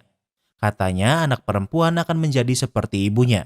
Dan itulah kenapa Sunok tak pernah ingin Hiju memanggilnya ibu. 아빠는 어떤 사람이었어? Untuk pertama kalinya, Hiju bertanya seperti apa ayahnya. Sunok menjelaskan kalau ayah Hiju adalah pria miskin. Namun dari semua pria yang pernah Sunok temui, hanya ia pria yang benar-benar Sunok cintai. Suatu hari di tempat kerja Sunok ada kekacauan dan pria inilah yang membantunya. Dan itulah awalnya kenapa ia bisa mencintainya. Hiju menunjukkan kalau masalahnya belakangan ini disebabkan oleh emas batangan ini. Jinman mendengar semua pembicaraan ini. Kini Jinman sadar kalau yang mencuri emas dari geng adalah anaknya sendiri. Namun Jinman memutuskan untuk membiarkan Hiju. Keesokan harinya, Jinman mengejar Hiju di jalan lalu menghentikannya secara paksa. Jinman berkata kalau Hiju dalam masalah besar. Namun yang Hiju tahu kalau Jinman bekerja untuk geng jadi sama bahayanya. Jinman tahu kalau Hiju menyembunyikan emasnya di mobil dan ia bisa menemukannya. Hiju menodong Jinman dengan pistol. Hiju mengancam Jinman untuk melepaskannya. Jinman berkata kalau ia justru ingin menyelamatkannya. Yang perlu Hiju lakukan adalah mengembalikan emas ini dan ia akan diampuni. Jika ia terus kabur dengan emas, maka An dan gengnya akan terus memburunya. Tentu Hiju tak mau menurut, kemudian kabur setelah membawa kunci mobil Jinman. Keesokan harinya, Woogie diberitahu temannya kalau saat ini ia sedang menjadi buronan. Kini ia benar-benar panik karena hal yang paling ia takutkan terjadi. Saat di tengah perjalanan, Hiju menelepon memberitahu kalau Jinman sudah memergokinya. Hiju ingin bertemu secepatnya di toko emas. Awalnya Woogie ingin kabur namun ia tak ingin mengkhianati Hiju. Di malam hari, Hiju sudah berada di pusat kota. Woogie melihat kalau anggota Yes Money sudah mengepungnya. Ia tak bisa kabur sehingga saat mobil Hiju lewat, Woogie melemparkan kunci mobilnya ke dalam mobil Hiju. Kemudian Woogie melarikan diri dari kejaran geng. Woogie kalah jumlah sehingga terus dipojokkan. Pada akhirnya ia tak punya pilihan lain selain bersembunyi di atap gedung. Namun pergi ke sini malah membuatnya terjebak. Kemudian Woogie menelepon Hiju. Woogie pikir ia akan mati sekarang sehingga ia meminta Hiju untuk pergi ke luar negeri dan hidup dengan tenang di sana. Di mobil Woogie, Hiju bisa menemukan emas dan uang bagian Woogie dan Hiju boleh membawanya. Tak lama kemudian, anggota geng sudah bisa membuka pintu dan akan menangkap Woogie. Sementara itu, saat ini Hiju sedang di pelabuhan untuk bertemu Dokyun. Emas bagian Dokyun ada di dalam bagasi mobil. 그러지 마. 얼굴 보는 것도 오늘이 마지막이야. Hiju ingin ini menjadi pertemuan terakhir mereka. Dokyun berkata kalau ia ingin mereka hidup lagi bersama. Untuk membuktikan kalau ia tak akan berkhianat, Dokyun akan menyimpan uang penjualan emas di rekening Hiju atas nama Joharan. Namun rencana akan berjalan seperti yang sudah disiapkan. Donggua akan menyelundupkan Dokyun ke luar negeri. Waktu berlalu, Hiju kembali ke pusat pertokoan untuk mengambil mobil Woogie. Ia menelepon Woogie namun tentunya tak diangkat. Keesokan harinya, Park pergi ke peternakan babi. Park ditunjukkan Woogie yang sudah disiksa namun masih hidup. Park menyiksanya untuk memberitahu di mana emas itu, namun Woogie tidak memberitahu lokasi emas atau Hiju. Di malam hari, Hiju pergi ke lokasi peternakan babi. Alasan ia pikir mungkin Woogie ada di sini karena Woogie memberitahunya saat menyingkirkan mayat Han. Sementara itu, Woogie sudah tak dibutuhkan lagi. Ia akan dijadikan pakan babi sehingga organnya akan dipanen lebih dulu. Namun Hiju datang tepat waktu dan menabrak ruang operasi. Hiju membebaskan Woogie namun si tukang jagal masih hidup. Dengan bantuan Woogie, Hiju akhirnya selain menjadi pencuri juga menjadi seorang pembunuh. Lalu dengan cepat mereka meninggalkan lokasi. Sementara itu, Park berada di rumah sakit. Ia menemukan informasi kalau Joharan menjadi Guardian Sunok. Tentunya saat ini Hiju sedang tidak ada di rumah sakit. Dengan menggunakan ponsel Sunok, Park menelepon Hiju. Hiju tak berkata apa-apa namun ia tahu kalau Sunok dalam bahaya. Hiju menelepon rumah sakit kalau ada orang asing di kamar Sunok. Park hanya menakut-nakuti Hiju sehingga ia pergi. Namun Jinman juga ada di sana sehingga mengikutinya. Namun Park tidak bodoh dan menyadarinya sehingga ia pergi ke bangunan hotel yang belum selesai. Jinman tidak bisa menemukan di mana Park. Di saat yang sama, Park menelponnya dan bertanya kenapa Jinman mengikutinya.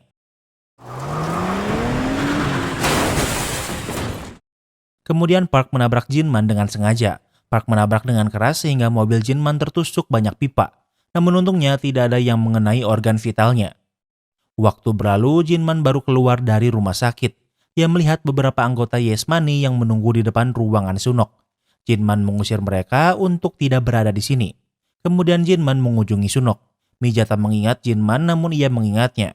Mija memberitahu Hiju kalau Jinman kembali namun Hiju ingin berbicara dengan Jinman. Jinman memberitahu kalau Park tahu Hiju yang memiliki emas sehingga ia tak boleh ke rumah sakit untuk sementara. Park adalah orang yang berbahaya. Jinman masih berpikir kalau solusi terbaik adalah dengan mengembalikan emas itu pada An. Hiju tidak bisa berkata apa-apa sehingga Jinman menutup teleponnya. 내가 네 딸 살려줄게. Jinman berjanji pada Sunok kalau ia akan menyelamatkan Hiju. Wugi juga berpikir kalau rencana Jinman adalah pilihan terbaik. Hiju merasa kalau semua itu sudah terlambat. Mereka sudah melebur dan menjual sebagian emas itu. Apalagi setengahnya sudah dibawa Dokyun ke luar negeri. Hiju merasa kalau kehidupan lama mereka sudah lama menghilang. Hiju sudah membuat rencana. Ia memanggil Jinman ke lokasi ia menyimpan mobilnya di gudang lain. Jinman mencurigai Hiju sehingga ia yang akan mengendarainya. Rencana mereka adalah dengan membawa Jinman ke tambang. Jinman bertanya berapa banyak yang Hiju jual dan Hiju berbohong dengan menjawab hanya 1. Jinman masih tenang karena ia pikir sisanya 99 batang masih bisa dikembalikan dan uang yang dipakai Hiju adalah imbalannya. Setelah mengembalikan emasnya, Jinman ingin Hiju pergi ke luar negeri secepatnya. Hiju pikir Jinman pasti hanya ingin emas itu untuk dirinya sendiri. Jinman membantahnya dengan menelepon An dan memberitahu kalau peti emas itu ada di tambang dan saat ini ia sedang ke sana. Hiju hanya bisa diam karena tentunya peti itu tidak ada di tambang. Waktu berlalu mereka sampai di tambang. Hiju mengarahkan Jinman ke lokasi dulu ia menyimpan emasnya. Jinman memeriksanya namun tentunya ia tak menemukan apapun. Saat kembali Hiju sudah melepaskan borgol dan menodong Jinman lagi. Jinman sulit meyakinkan kalau ia benar-benar ingin menyelamatkan Hiju. Tidak jelas apa tujuan dari rencana Hiju ini. Namun di saat yang sama ternyata ada polisi lain yang mengejar mereka dan menangkap Hiju. Polisi ini sudah muak menjadi bawahan geng karena tertumpuk banyak hutang judi. Ia ingin mencuri emas ini untuk dirinya sendiri dan memulai hidup baru. Ia ingin membunuh Hiju dan membagi emas itu dengan Jinman namun Jinman tak menginginkannya. Jinman mencoba menghentikan polisi namun Hiju malah menyerang. Jinman tidak ingin ada yang mati namun di saat yang sama Wugi datang dan memukul polisi hingga kepalanya terkena batu dan meninggal. Jinman marah karena Wugi baru saja membunuh rekannya. Jinman mengancam akan membunuh Wugi sehingga Hiju akan memberitahu lokasi emasnya berada. Di saat yang sama An dan gerombolannya sudah berada di lokasi. Namun Jinman yang menyadarinya lebih awal bisa pergi tanpa ketahuan. An menelepon Jinman namun ia tak mengangkatnya. Sementara itu Dokyung sudah ada di Kamboja. Ia sudah menjual 500 kilo emas pada geng di sana. Pembayaran akan dilakukan secara transfer sehingga Dokyun hanya perlu mengirim nomor rekeningnya. Ingat kalau sebelumnya Dokyung berkata akan mengirim penjualan pertama pada rekening Hiju. Kembali ke tempat Hiju, Jinman membawa Hiju ke kantor polisi. Jinman pikir tempat paling aman untuk Hiju sekarang adalah di sini. Jinman berkata kalau mereka masih belum terlambat namun mereka benar-benar dalam bahaya. Hiju memberitahu kalau Dokyung sudah membawa setengah emasnya ke luar negeri. Kini Jinman sadar kalau semuanya sudah terlambat. Hiju masih berpikir kalau Jinman munafik dan pada akhirnya akan membawa emas itu untuk dirinya sendiri. Jinman menjawab kalau ia tidak serakah. Hiju ingin menyuap Jinman namun Jinman menolaknya karena menipu An sama saja dengan bundir. Hiju sudah dibutakan oleh harta sehingga ia berkata lebih baik mati daripada kehilangan emas itu. Keesokan harinya An menemui Jinman.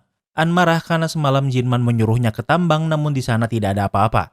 Jinman berkata kalau semalam ia berhasil menangkap Juharan namun ia kehilangannya. Jinman meminta waktu 1 hari lagi untuk menemukan emas itu. Kemudian Jinman pergi ke rumah sakit untuk menjenguk Sunok. Kondisi Sunok memburuk dan ia bertanya di mana Hiju. Jinman berkata kalau Hiju baik-baik saja. Sunok ingin agar Hiju bisa hidup seperti apapun yang ia mau. Sunok berterima kasih lalu tak lama kemudian ia meninggal dunia. Kini Jinman sudah tak punya lagi semangat hidup lagi. Saat ini di Jongsan ada orang perwakilan geng Kamboja namun mereka tidak tahu kalau emas yang dititipkan hilang. Jinman menemui mereka memberitahu kalau An sudah menipu mereka. Sebelumnya mereka menghadiri sebuah acara peresmian. Mereka pikir mereka bertemu dengan gubernur dan pejabat lainnya di acara peresmian. Namun An menipu mereka karena semua itu palsu. Kemudian mereka mengkonfirmasinya pada An.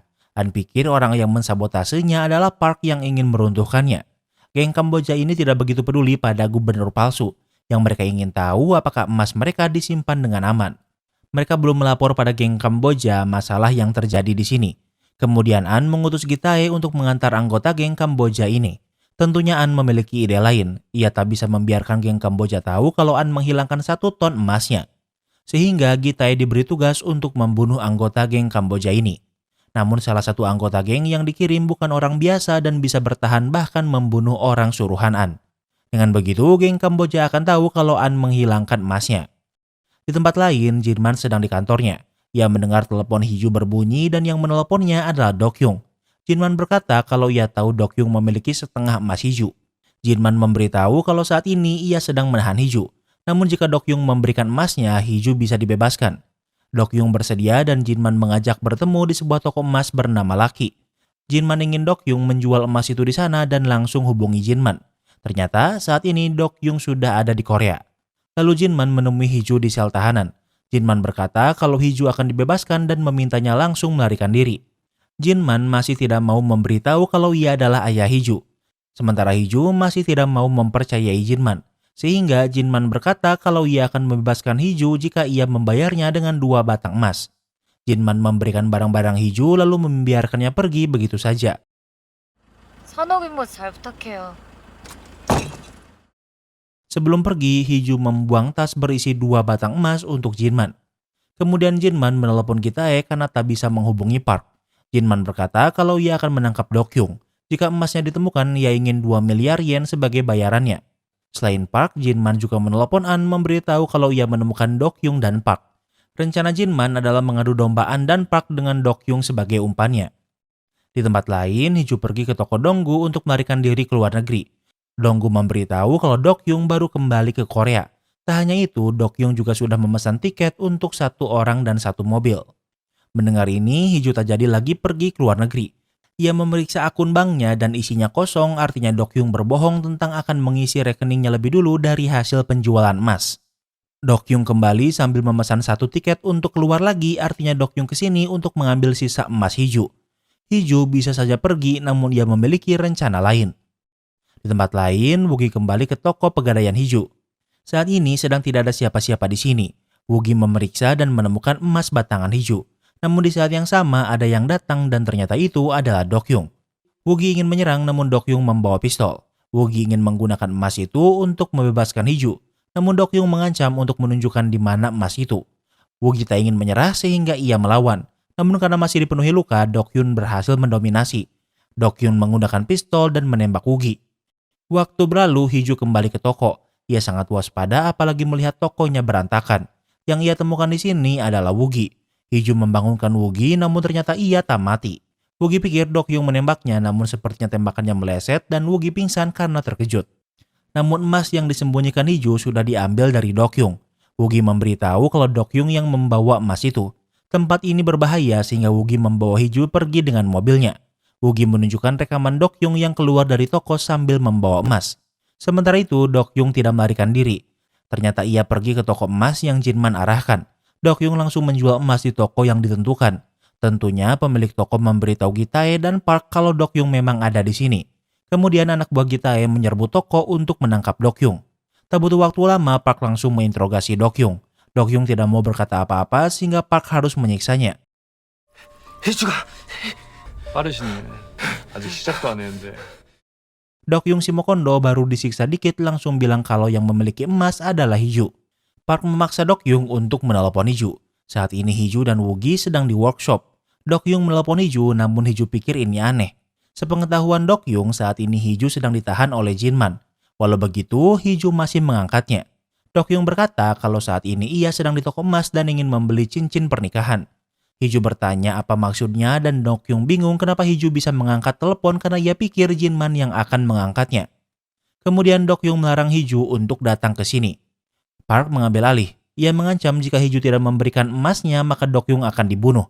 Hiju setuju namun ia yang akan memberinya langsung. Park memberi waktu hingga tengah malam. Jika Hiju terlambat maka Dokyung akan dibunuh. Wugi bingung kenapa Hiju masih membela Dokyung padahal jelas-jelas ia berkhianat. Ternyata Hiju memiliki rencana. Ia pikir Dokyung pasti memarkirkan mobilnya jauh dari toko. Mereka tahu mobil Dokyung sehingga mungkin mereka bisa membawa emas di mobil Dokyung. Waktu berlalu mereka sudah sampai di lokasi. Mereka memiliki waktu 1 jam sebelum tengah malam.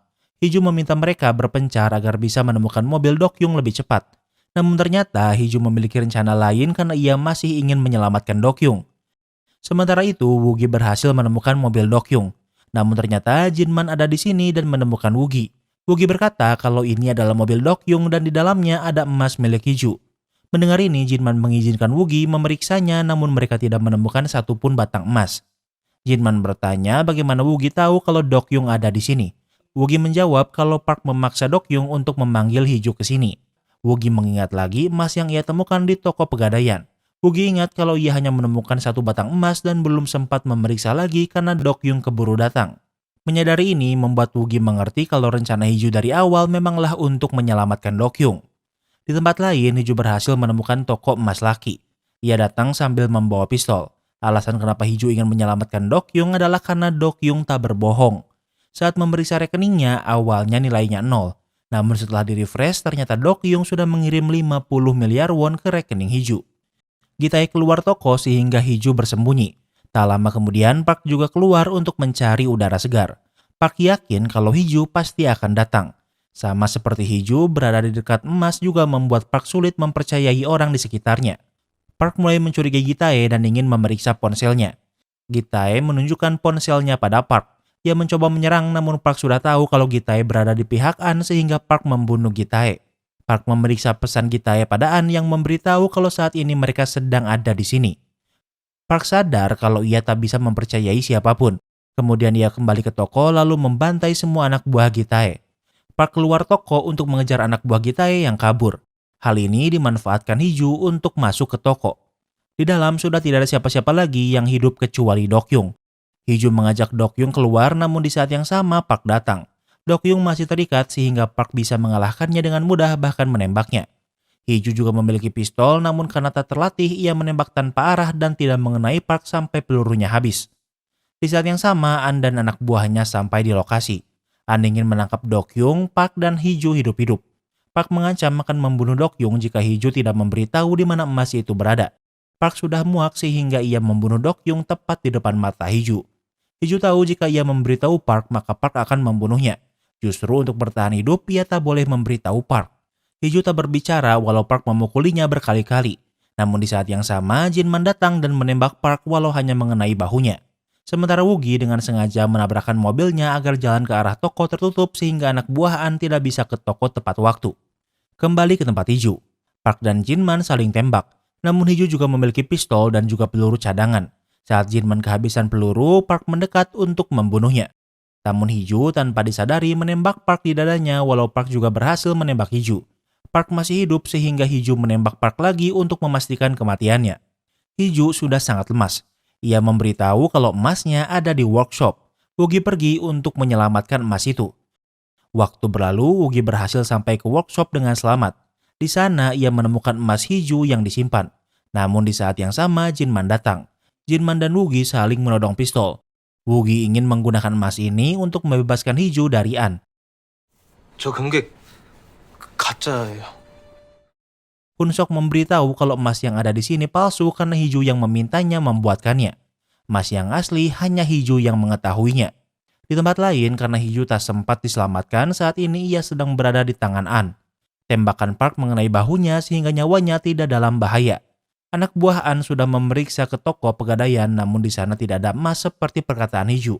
Hiju menambahkan jika emasnya tidak ada di sana berarti sudah ada yang mengambilnya. An tidak percaya sehingga ia meminta anak buahnya untuk menyiksa Hiju. Di saat yang sama Jinman mengirim foto emas palsu pada An. Jinman menelpon An berkata kalau ia sudah menemukan emasnya. Ia akan mengembalikannya pada An namun sebelum itu ia ingin Hiju dibebaskan. 김희주 제 딸입니다. An bingung kenapa Jinman ingin Hiju dibebaskan sehingga Jinman menjawab kalau Hiju adalah anaknya. Mereka setuju dan akan bertemu di hotel secepatnya. Sebelum pergi ke hotel, Jinman pergi ke pemakaman lebih dulu. Jinman kesini untuk mencuri abu kremasi Sunok untuk diberikan pada Hiju. Jinman menitipkan abu Sunok pada Woogie. Waktu berlalu di malam hari, Jinman datang sendirian ke hotel. Jinman menunjukkan emasnya dan anak buah An mempercayainya. Sesuai janjinya, An melepaskan Hiju. Jinman meminta Hiju untuk pergi dengan Woogie secepatnya. Tentunya anak buah An memeriksa keaslian emas ini dan langsung ketahuan kalau ini palsu. Kemudian Jinman mulai menembaki anak buah An untuk menghentikan mereka mengejar Hiju. Tentunya Jinman bukan tandingan mereka, namun tujuannya adalah untuk menghentikan mereka mengejar Hiju walau pada akhirnya ia meninggal dunia. Setidaknya di akhir hidupnya Jinman bermanfaat untuk anak kandungnya. Di tempat lain, Woody dan Hiju sudah berada cukup jauh dari hotel. Woogie bertanya di mana emas Hiju. Namun Hiju malah menodong Woogie dan memintanya untuk turun. Woogie tidak boleh tahu lokasi emas itu karena hanya Hiju yang boleh tahu. Hiju pergi ke sebuah tempat. Di sana ada mobil yang Hiju tinggalkan dan disinilah ia menyimpan semua emas aslinya. Lalu Hiju pergi ke pelabuhan. Dengan bantuan Donggu tentunya Hiju berniat kabur ke luar negeri. Dengan uang hasil penjualan setengah emas oleh Dokyung yang dikirim ke rekening Hiju, Artinya Hiju berhasil mencuri sekitar 90% dari 1 ton yang ia curi. Waktu berlalu, Hiju hidup dengan tenang di pedesaan di Prancis. Ia tinggal sendirian dan rutin pergi ke toko roti. Dari toko roti, ia membawa sebuah kotak yang cukup besar.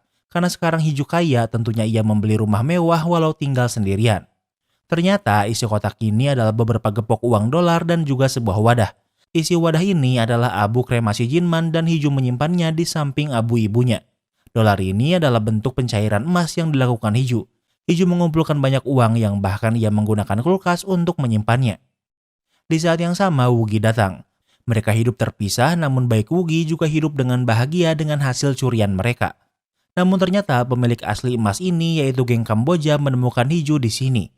Ia belum akan menyerang dan akan mengawasi dan dengan begitu series ini pun berakhir. Kini kita masuk ke sesi rating. Yang pertama adalah tema. Tema series ini adalah crime action. Tapi karena Hiju hanya kebetulan menjadi center dari perampokan ini, ia banyak improvisasi. Dibilang action juga gak begitu banyak unsur actionnya. Cuma series ini padat banget, mungkin jadi video paling panjang yang Mimin pernah buat. Jadi untuk tema, Mimin kasih rating 9/10. Yang kedua adalah logika. Ada 2 hal yang paling ganggu Mimin. Yang pertama adalah Hiju yang naif. Hiju tanpa sengaja menjadi bagian penting di perampokan ini. Hiju ini pelin-pelan karena awalnya ia gak mau bunuh orang tapi mau curi 1 ton emas. Secara moralitas, pengembangan karakter Hiju ini gak begitu impresif menurut Mimin. Bahkan sampai akhir Hiju masih tidak percaya pada Wugi. Yang kedua adalah momen saat Hiju pertama kabur dengan mobil van. Anehnya, dari sekian banyak orang gak ada satupun yang ngejar, padahal harusnya ini jadi momen yang paling mudah. Penyelesaian masalah Hiju juga tidak berlian, malahan kebanyakan kebetulan. Jadi untuk logika, Mimin kasih rating 8/10. Yang ketiga adalah plot twist. Twist terbesar di series ini menurut Mimin adalah ternyata Dokyung tidak mengkhianati Hiju. Mimin udah kesel banget sama Hiju yang mau dimanfaatin sama Dokyung si Mokondo. Tapi ternyata Dokyung benar-benar menyayangi Hiju, bahkan penjualan setengah emas pertama diberikan pada Hiju. Kalau soal Jinman yang ternyata anak Hiju pasti udah banyak yang expect karena kebaca banget. Mimin suka banget twistnya, jadi untuk plot twist Mimin kasih rating 9/10. Yang keempat adalah ending. Mimin suka endingnya karena Hiju dan Wugi berhasil mencuri hampir semua emas. Karakternya memang banyak yang mati, tapi kematian Sunok dan Jinman wajar banget karena mereka bisa jadi titik lemah Hiju. Agar Hiju mau meninggalkan Korea, Hiju harus tidak memiliki keluarga lagi di Korea, jadinya masuk akal. Jadi untuk ending, Mimin kasih rating 9/10. Yang kelima adalah entertainment value. Series ini 10 episode dengan durasi 1 jaman.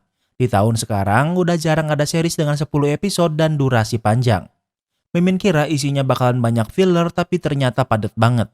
Mimin udah rangkumin tapi durasinya masih panjang gini. Twist dan endingnya Mimin suka dan lumayan melebihi ekspektasi Mimin. Jadi untuk entertainment value, Mimin kasih rating 10/10. Jadi overall rating Godland tahun 2026 adalah 9. Apa kalian setuju sama rating Mimin? Jangan lupa like video ini kalau kamu suka dengan video ini dan jangan lupa juga cek video kita lainnya. Terima kasih sudah menonton dan sampai bertemu lagi di series berikutnya.